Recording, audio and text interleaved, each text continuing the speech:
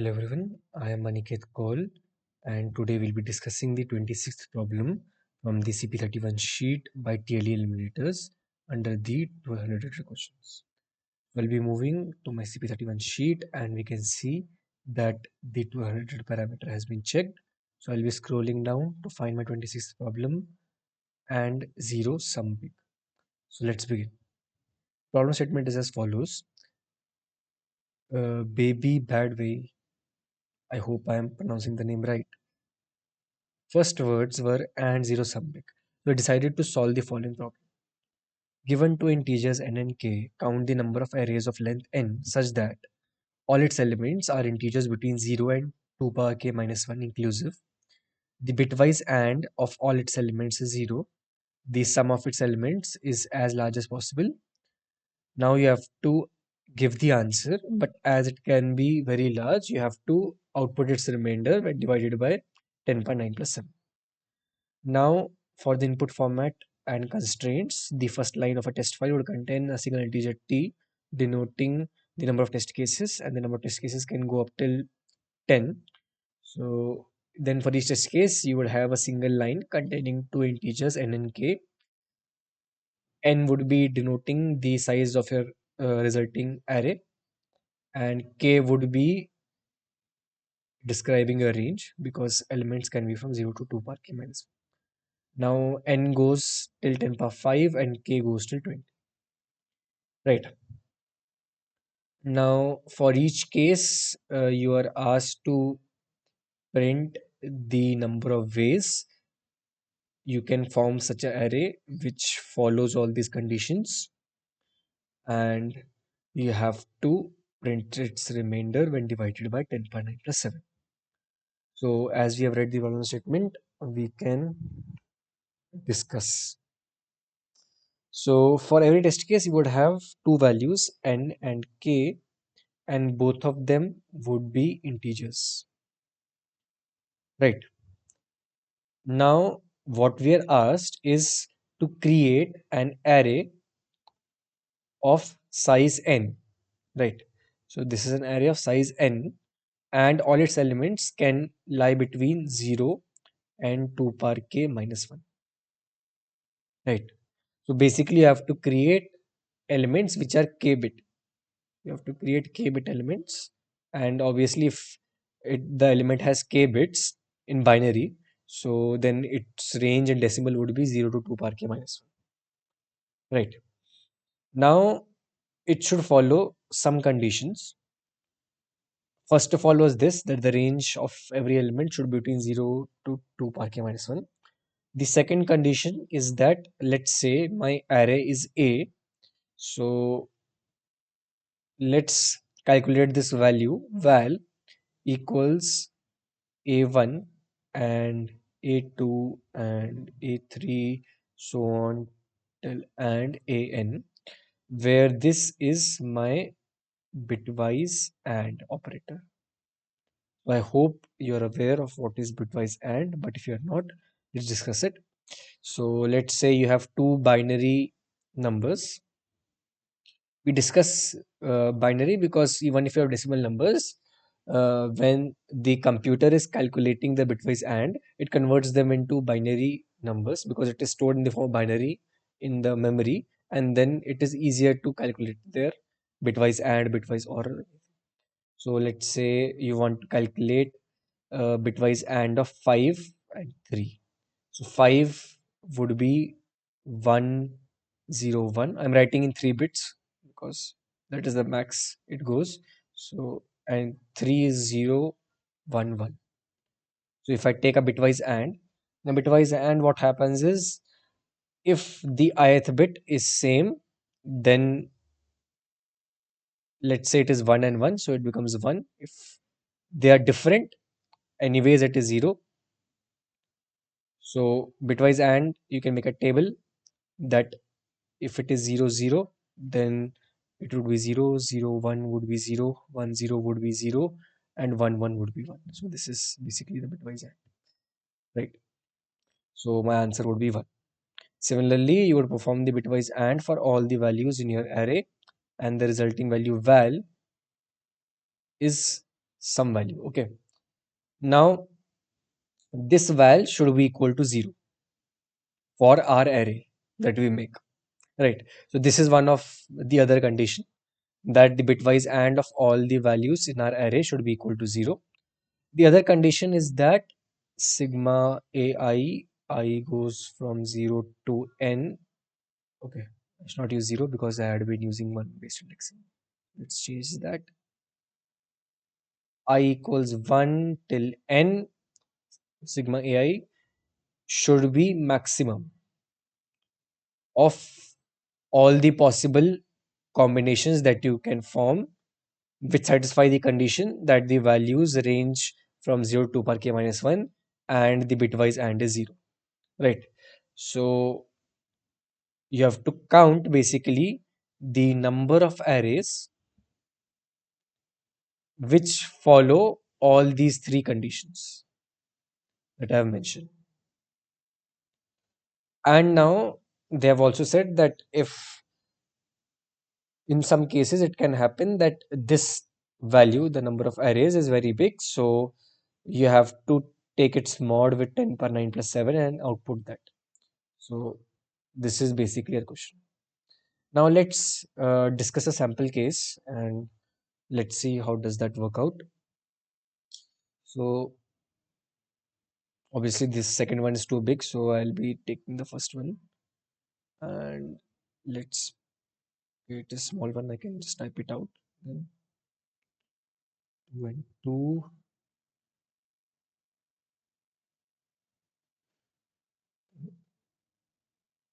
Let's increase the font size. Right.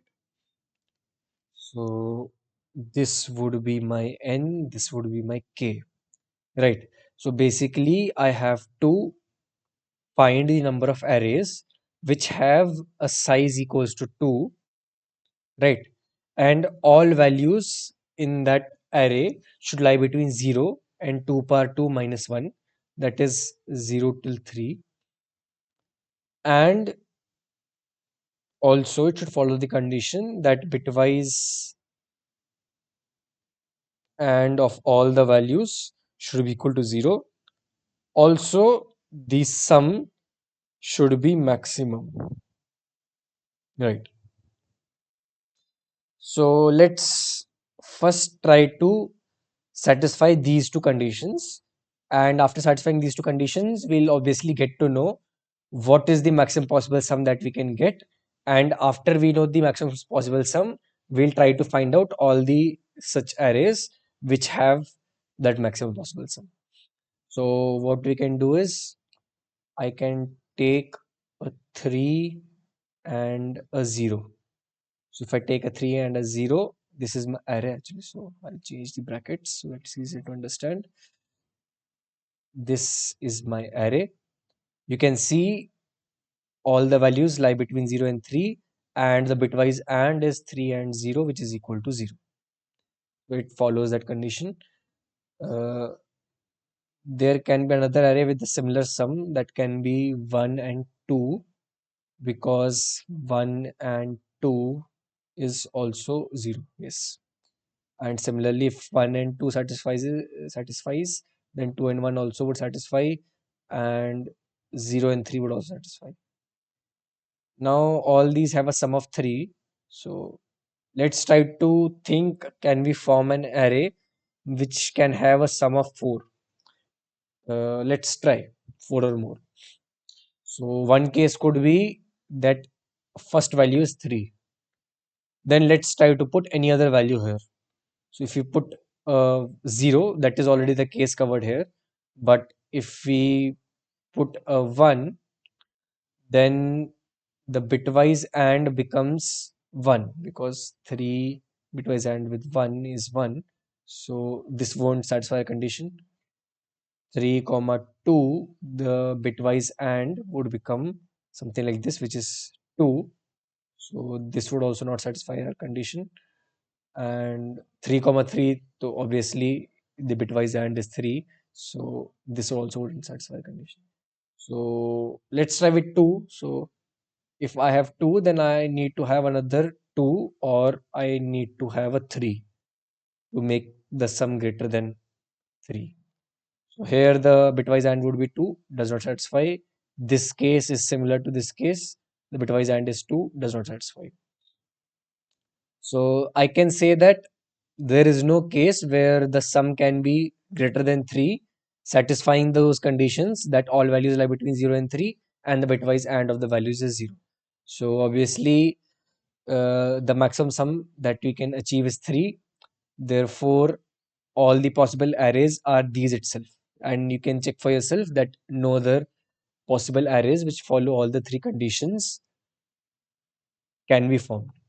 So our answer would be 4 here, right? Because there are 4 possible arrays. And let's confirm that with the solution given. Yes, indeed, the answer is 4, and you can see the arrays that they have mentioned also match.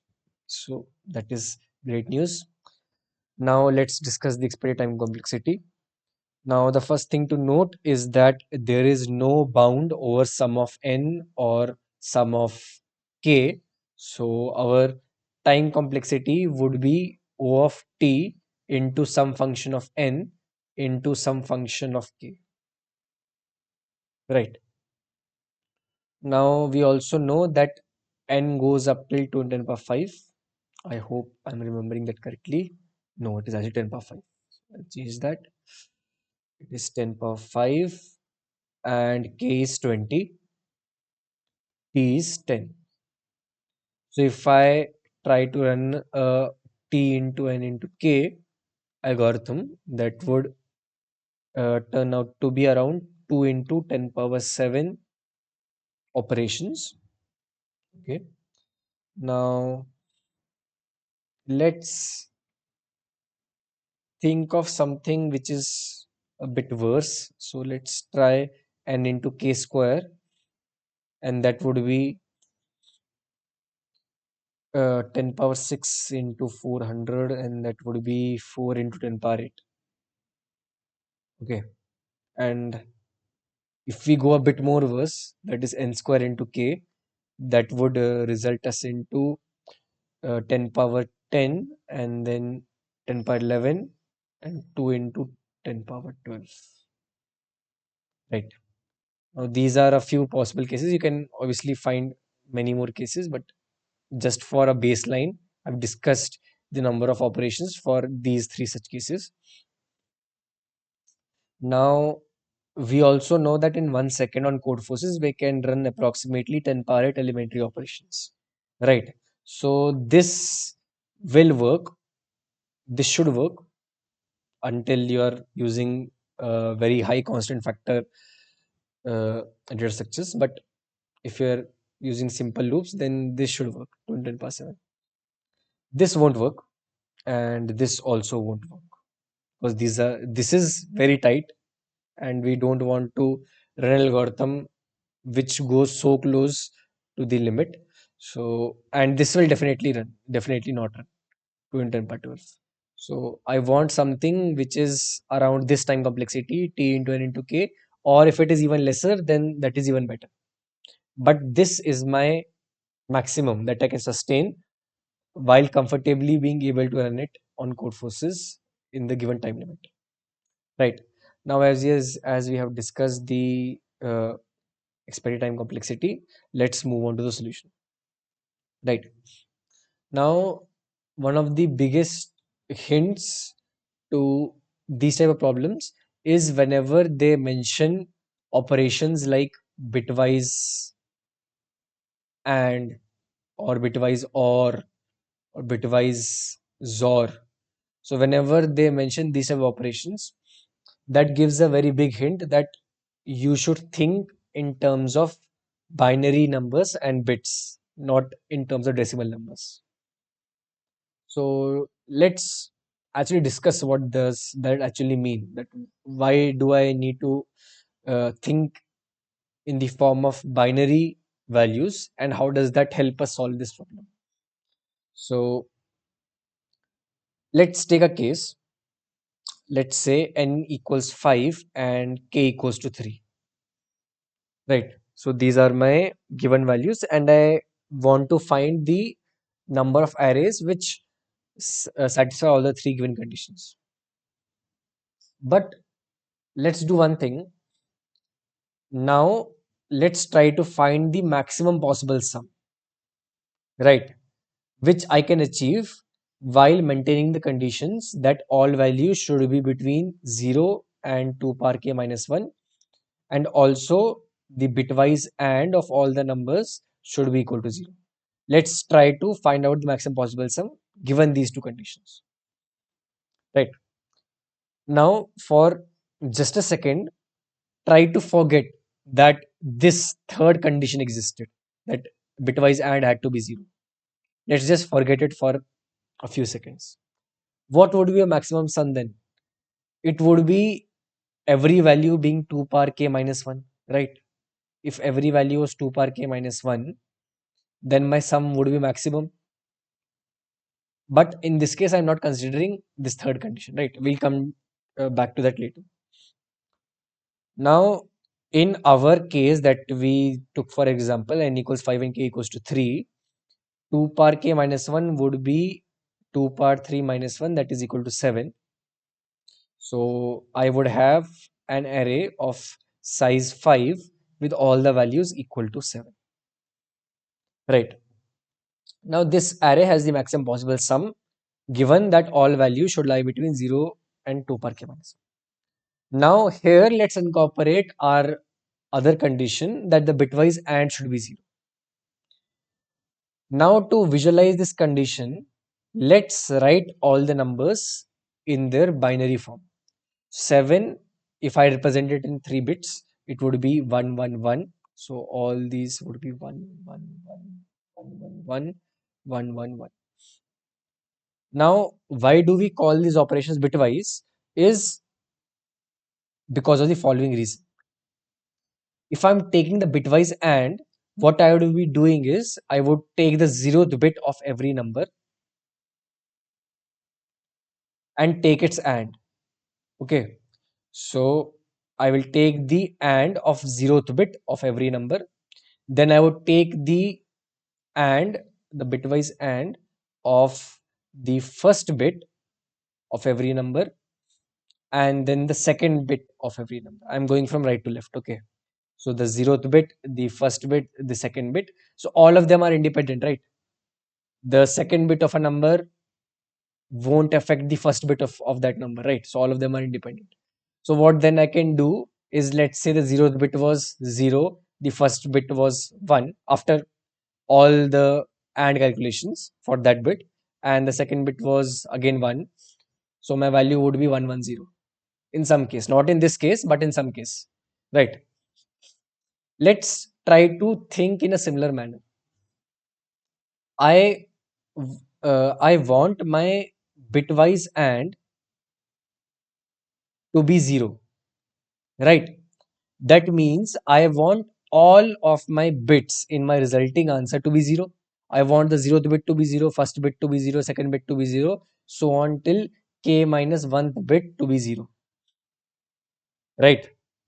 So that also means when I perform the bitwise and, let's say for the 0th bit, I should have at least 1 0, at least 1 0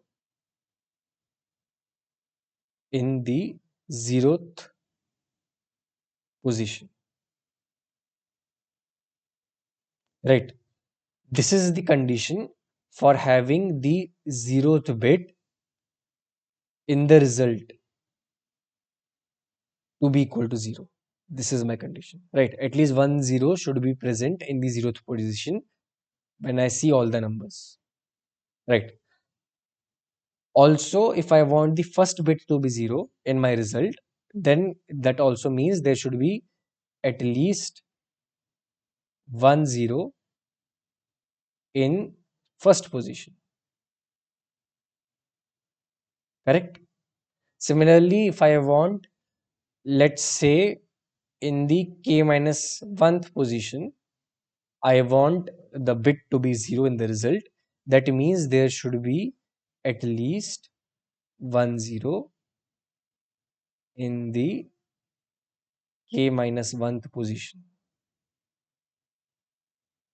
So it is as simple as that. If I have, let's say, 1 0 1 1 1 0 and 1, so this bitwise and is simply 0. I don't need to look at anything. If I just have 1 0, that is enough, right? Now here comes another important observation. How many zeros do I need to have in every position, right? I said want to have at least 1 0, but can I have more zeros than 1? Would it be optimal, and would it give us the answer? Let's think.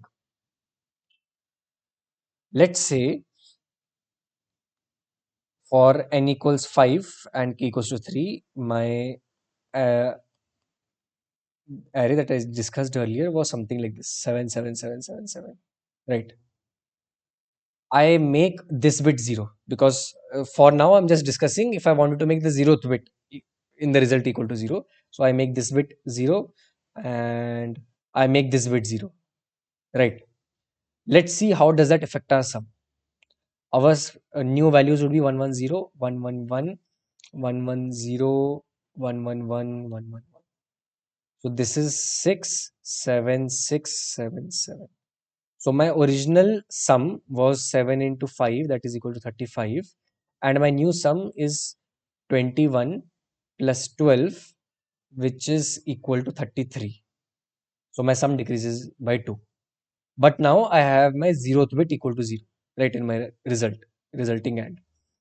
But let's say I just make one 0th bit equal to 0. So I just make the first bit 0, but this remains 1.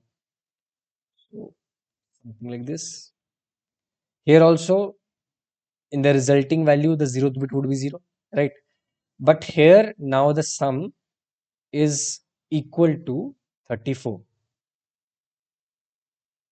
right? So I had a larger sum, correct? And in the question, it is mentioned that I want to maximize the sum of my resulting array. So this means that I should have, for my optimal answer, only 1 0 for every position, right? Because if I have more than 1 zeros, it is not going to change my resulting value, right? Once an AND becomes 0, then no matter how many zeros you add, it still remains 0, right?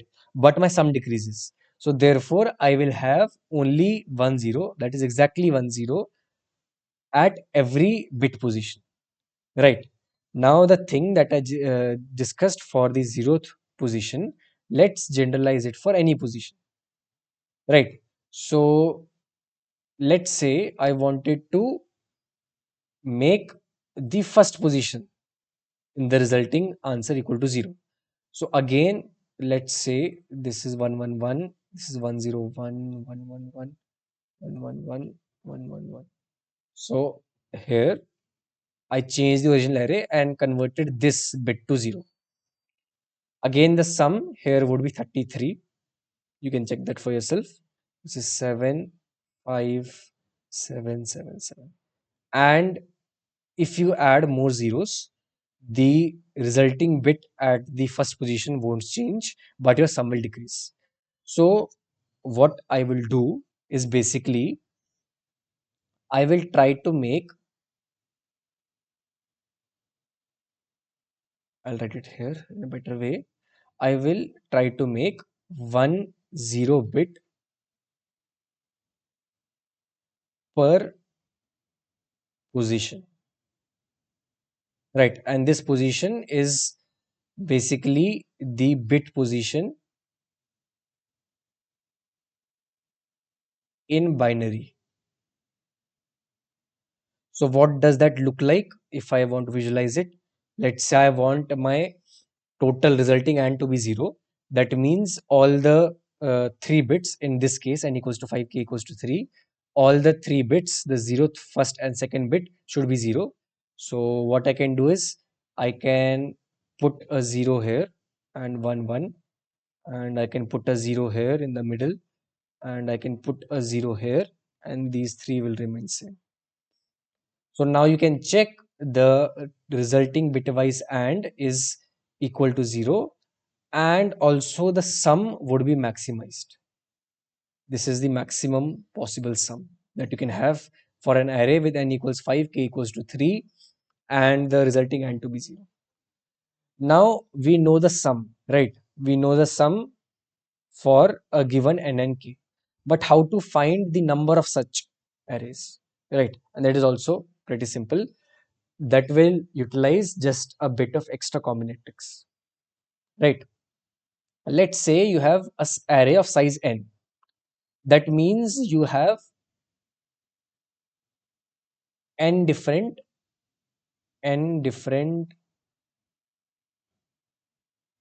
bits for every position, every position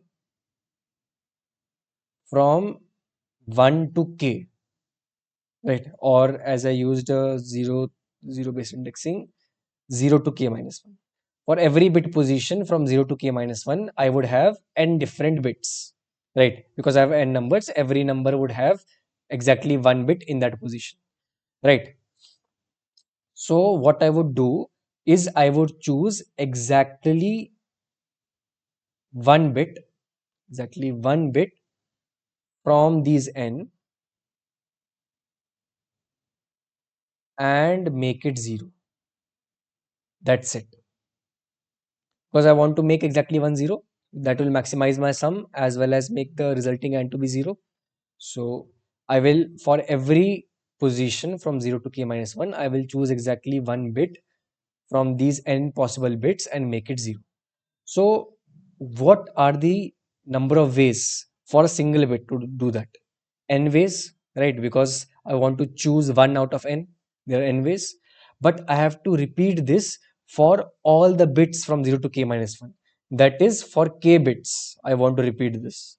So that means that the number of total ways would be n power k, right? Because I have n ways for a single bit, but I have to do that for k bits. So the total number of ways would be n power k. So this is my final answer. So now we will discuss how this value n power k actually comes. So try to understand it in the following manner. Let's say you have the array A of size n, right? And it has the elements from A1, A2, A3, An. Now our requirement is that in the final answer, let's say this value val is a final answer, it will have k bits, right? And I want all of the bits, all of the k bits to be equal to 0. Now to make any one bit 0, let's say I want to make the 0th bit 0. So for that, out of these n numbers, I have to choose exactly one number and make its 0th bit 0, right? This was our algorithm.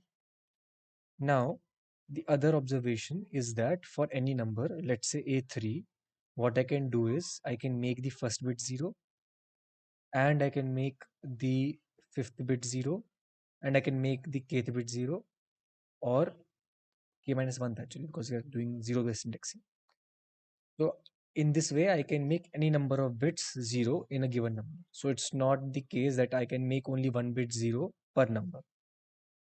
So keeping these two conditions in mind, I can say that if I have to make some bit 0, let's say ith bit 0 out of these k bits, then I have n options that I can make that bit 0 in the first number or the second number or the third number, so on till the nth number, right? In any one of them. So that means for every number I have n options. So for the 0th bit I have n options, for the first bit I have n options, second, third, so on till k minus 1th bit I have n options. I am multiplying all these values because of the product rule, because all these conditions are under the AND rule, right? Because I have to make the 0th bit 0 and the first bit and the second bit and so on. So I'll multiply all those values and this comes out to be n power k. So this is how I get my value n power k, which is also our final answer. This is the number of ways I can form the array which will satisfy all the three given conditions. Right. Now the only trivial thing to do here is to take its mod with 10 power 9 plus 7 before outputting. and it is better to take a mod at every step so that you prevent overflow, especially in languages like C++. So let's discuss the time complexity now. One thing to remember is you don't need to perform all these operations that I discussed. That is only for understanding. What you need to do is just apply this formula. This is all. So how much time does it take to calculate n power k? If I just go the easiest method, that is run a for loop from 1 to k, and every time you initialize the answer with answer equals to 1, and every time answer into equals to n, and just handle your mods here. That is obvious, but this is the for loop, so it will run k times, right? So this is independent of n. The time complexity here is independent of n. So total time complexity would be O of t into k, because for every test case you are taking k iterations to calculate your answer. So this is our total time complexity, and the number of operations would be 10 into 20, which is 200, which is much lower than the boundary of 10 power 8. So this is pretty good to go. Right. So I hope you have understood the explanation, and let's discuss the implementation now. The implementation is also quite simple. So this is our main function. We take in the input for number of test cases. Here for every test case, we take input for n and k, which are the same as discussed in the question. So this is my answer initialized with 1. Right. Now I run a for loop as I discussed, uh, which runs k times, and every time I multiply my answer with n and take a mod. This is what I'm doing, and this will take O of k time, right? And mod is defined here as 1d9 plus 7. Then I'll just output my answer, and the total time complexity would come out to be O of t into n, or t into k, sorry. And the total space complexity would be O of t, because it is constant space for every test case, but there are t test cases, so it would be O of t. So I hope you like the problem.